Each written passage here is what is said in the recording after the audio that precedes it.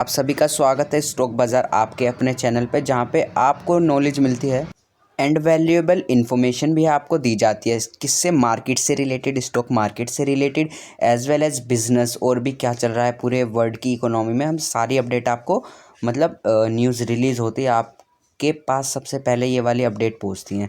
तो आज हम बात करने वाले हैं कि अभी फ्राइडे में मार्केट ने कैसा परफॉर्म किया और क्या क्या आईपीओ आ रहे हैं। टाटा का भी एक आईपीओ आ रहा है, उसके बारे में भी हम बात करने वाले। और जापान की जो इकोनॉमी फ्लश हो गई, अभी तो उसने ऑल टाइम हाई मारा था उसकी मार्केट ने, और अचानक से रिसेशन की खबर आ रही है, उस पर भी एक बार बात करेंगे।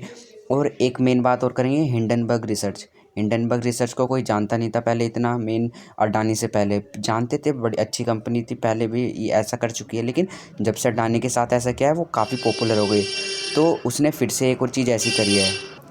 तो ये सभी बातें हम इस वीडियो में कवर करने वाले हैं, और भी हैं कुछ स्टॉक्स के बारे में भी बात करेंगे। तो दोस्तों हमारे साथ जुड़े रहिए, लास्ट तक बने रहिए। इस वीडियो में हम आपको वैल्यूएबल इन्फॉर्मेशन प्रोवाइड करेंगे। Okay, thank you guys. तो स्टार्ट करते हैं। तो पहले हम डिस्कस कर लेते हैं हमारी अपनी खुद की इंडियन मार्केट ने कैसा परफॉर्म किया लास्ट ट्रेडिंग सेशन, यानी कि फ्राइडे को।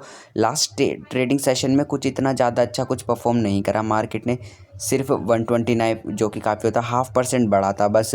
और क्योंकि निफ्टी और बैंक निफ्टी के एक्सपायरी में ऑलरेडी मार्केट बढ़ चुका था, काफ़ी अप ट्रेंड में जा रहा था, इसी वजह से इतना कोई ख़ास मूव नहीं देखने को मिला हमें।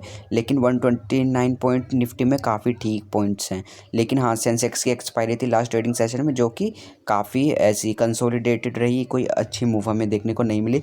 प्रीमियम उसमें ज़्यादा डिके हुए।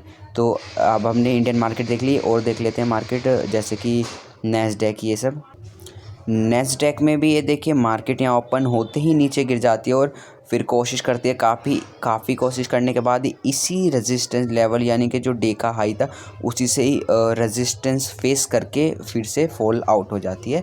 और नैस्डैक अभी हमने चेक कर लिया, अभी हम चेक कर लेते हैं एक बार डाउ जोन्स में भी सेम ऐसे ही हुआ है। ये देखिए 0.37% ये डाउन है। स्टार्टिंग में ये भी गिरा था, उसके बाद इसने भी ब्रेक करने की कोशिश करी, डे के हाई को ब्रेक करने की यहाँ कोशिश की, लेकिन सस्टेन नहीं किया। यहाँ पे प्राइस फिर से रेजिस्टेंस फेस करके नीचे आ गया।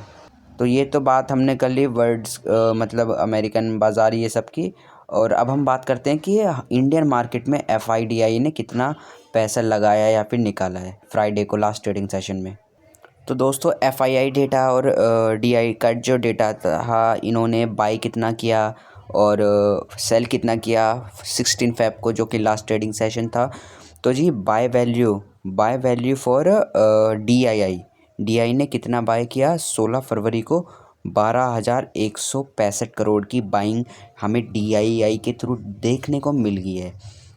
और इन्होंने DI ने ही सेल किया है सेम डे पर 10,584 करोड़। तो ये DI का डेटा रहा, जो कि इन्होंने 16 फेब को बनाया। और अब हम देखते हैं FII इनका डेटा, ये भी सेम डेट पे 16 फरवरी इन्होंने 13,000 करोड़ 802 करोड़ की यहाँ पे बाइंग हमें देखने को मिली है FII के थ्रू। एंड सेल वैल्यू हमें देखने को मिली है यहाँ 13,548 करोड़ की। तो जो नेट में बचता है, नेट में अब मार्केट इसलिए हालांकि ग्रीन में बंद हुआ, क्योंकि इन दोनों के बीच का जो डिफरेंस था, डिफरेंस अभी भी पॉजिटिव आया है, नेगेटिव नहीं आया। इसी वजह से 250 करोड़ यहाँ जो बच रहे हैं, इसी की वजह से मार्केट पॉजिटिव नज़र आया था। तो हमने दोनों देख लिया, FII DI डेटा भी हमने ट्रैक कर लिया, पॉजिटिव रही मार्केट आज भी काफ़ी। इस साइड ज़्यादा डेटा था, बाइंग साइड ज़्यादा डेटा था, ज़्यादा वैल्यूज़, ज़्यादा डिजिट में नंबर्स थे, और सेल में थोड़े से कम रह गए थे, जिसकी वजह से ओवरऑल मार्केट हमें पॉजिटिव देखने को मिल गई थी लास्ट ट्रेडिंग सेशन में। ठीक है, तो अब हम नेक्स्ट चलते हैं। देखिए जापान की अभी बात करते हैं। तो जापान की जैसे कि आजकल चर्चा में चल रहा है, 3-4 दिन से ये हो रहा है कि इसका रिसेशन आ रहा है, रिसेशन हो रहा है। रिसेशन क्या हो रहा है, मतलब इसकी जो इकोनॉमी है ना, वो डाउन होगी। सबसे पहली बात, एक तो इसने जापान ने अभी काफ़ी सालों से इसका ऑल टाइम हाई रीच नहीं हुआ था, अभी जाके तो इसका ऑल टाइम हाई रीच हुआ था। अब मार्केट का स्टॉक मार्केट में ऑल टाइम हाई रीच होने का मतलब है कि इकोनॉमी अच्छा परफॉर्म कर रही है। तो फिर कैसे हो सकता है कि मार्केट नीचे गिर गई यहाँ से। तो दोस्तों खबर तो यही आ रही है कि जापान में रिसेशन आ गया, जबकि मार्केट ऑल टाइम हाई पे थी इतने सालों बाद। तो क्या हुआ, ये जो जापान है ना, ये जी 3rd नंबर पे हुआ करता था after United states of America and China. The 3rd number is Japan. Japan का 3rd नंबर था, उसको अब ओवरटेक कर लिया है जर्मनी ने यहाँ पे ओवरटेक कर लिया है ये 3rd नंबर। तो यहाँ पे जो जापान है वो 4th नंबर पे आ गया 3rd नंबर से। तो अब ये तो जापान की कहानी रही। अब इंडिया के बारे में एक थोड़ी सी जान लेते हैं। देखिए इंडिया अभी कहाँ पे 3732, ठीक है। तो इसको यहाँ 4 जाने में, जैसा आपको पता है मोदी जी का प्लान है का 5-8 मिलियन वो, या फिर आराम से कर देंगे, मतलब 4-5 मिलियन ट्रिलियन की जो इकोनॉमी है वो मुझे लगता है अगले साल 1-2 साल में कर देंगे। तो हमारे जापान और जर्मनी हमारे कॉम्पिटिटर में है नहीं, ये तो सबको भरोसा है आराम से ये वाली तो चीज़ अचीव हो जाएगी। लेकिन जो हमारा इन दोनों के बाद हम 3rd पे आराम से आ जाएंगे, मे बी 2025 अगर ऐसे ही परफॉर्म करती रही मार्केट 2025 या 26 तक हम आ जाएंगे 3rd नंबर पे। चाइना बस चाइना हमारा एक अच्छा कॉम्पिटिटर रहेगा।